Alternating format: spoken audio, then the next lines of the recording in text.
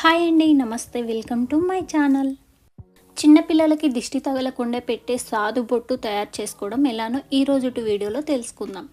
ఈ బొట్టును రెండు రకాలుగా తయారు చేసుకోవచ్చు. ఒకటి సగ్గుబియ్యంతో, ఇంకొకటి బియ్యం రవ్వతో చేసుకున్న బొట్టు అంత షైనీగా కనిపించదు.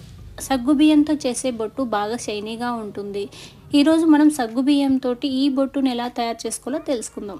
ఇందుకోసం గ్యాస్ ఆన్ చేసి ఇనుప కడాయి పెట్టుకోవాలి. అది వేడైన తర్వాత ఇందులో కొంచెం సగ్గుబియ్యం వేసుకొని వేయించాలి.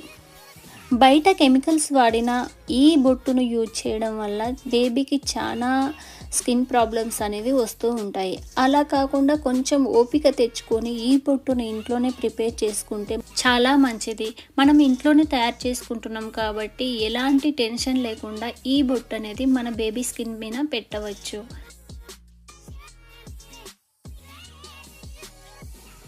ఈ సగ్గుబియ్యం మొత్తం నల్లగా అయిపోయే వరకు మనం తిప్పుతూనే వీటిని ఫ్రై చేసుకోవాల్సి ఉంటుంది.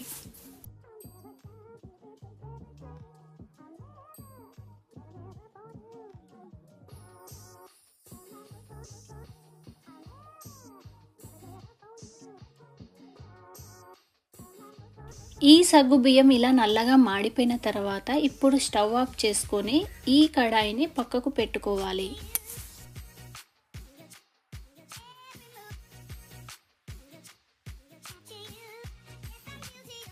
ఇప్పుడు ఇందులో ఒక కర్పూరం వేసుకొని వెలిగించుకోవాలి. ఇలా వెలిగించాక ఈ సగ్గుబియ్యం మొత్తం కాలిపోయి ఓన్లీ బూడిద మాత్రం మిగిలే వరకు వీటిని బాగా కాలనివ్వాలి. కర్పూరం వేయడం వల్ల ఈ బొట్టుకు మంచి సువాసన వస్తుంది.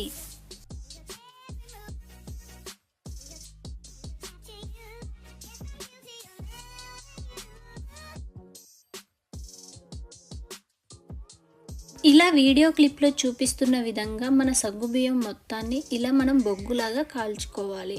ఇలా కాల్చుకున్న ఈ సగ్గుబియ్యాన్ని మొత్తాన్ని చల్లారనివ్వాలి. ఇలా చల్లారిన తర్వాత వీటిని ఇప్పుడు మిక్సీ జార్లో తీసుకొని మెత్తటి పౌడర్ లాగా ప్రిపేర్ చేసుకోవాలి.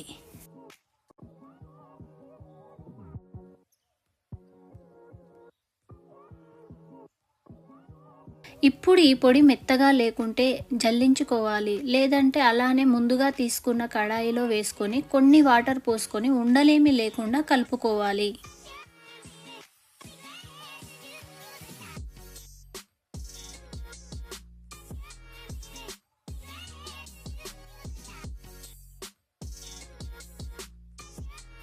ఇలా కలుపుకున్న ఈ మిశ్రమాన్ని మళ్ళీ స్టవ్ ఆన్ చేసి స్టవ్ పైన పెట్టి నెమ్మదిగా కలుపుతూనే ఈ మిశ్రమాన్ని మొత్తాన్ని ఉడికించుకోవాలి.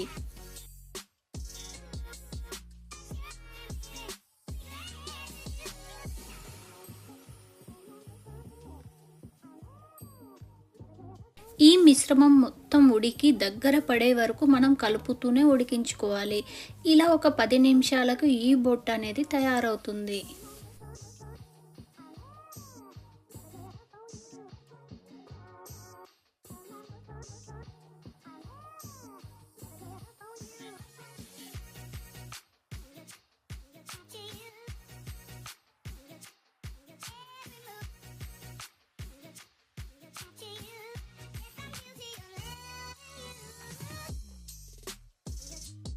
మన బొట్టు అనేది చాలా చిక్కబడి దగ్గరకు వచ్చింది. ఇప్పుడు ఎమ్మడే స్టవ్ ఆఫ్ చేసుకొని ఈ మిశ్రమం మొత్తం ఒక కొబ్బరి చిప్పలోకి తీసుకోవాలి.